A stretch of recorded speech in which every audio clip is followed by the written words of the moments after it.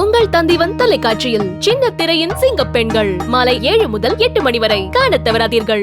வேலை வாய்ப்பில் கன்னடர்களுக்கான இடஒதுக்கீடு தொடர்பாக விரிவான ஆலோசனை நடத்தப்படும் என கர்நாடக அமைச்சர் எம்பி பாட்டீல் தெரிவித்துள்ளார்.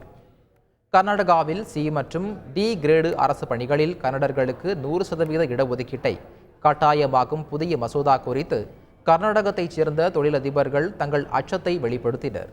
இது குறித்து விரிவான ஆலோசனைகளை நடத்தி குழப்பத்தை தீர்த்து கன்னடர்களின் நலன்கள் பாதுகாக்கப்படுவதை உறுதி செய்வோம் என்று கர்நாடக தொழிற்சாலைத்துறை அமைச்சர் எம்பி பாட்டீல் கூறியுள்ளார்.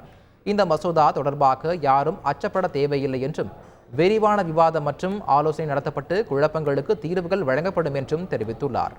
கர்நாடக நிலத்தை நம்பி முதலீடு செய்தவர்களுக்கு பாதிப்பு இல்லாத வகையில் முதல்வருடன் முழுமையாக ஆலோசனை நடத்தி முடிவெடுக்கப்படும் என்று கர்நாடக அமைச்சர் பாட்டீல் தெரிவித்துள்ளார்.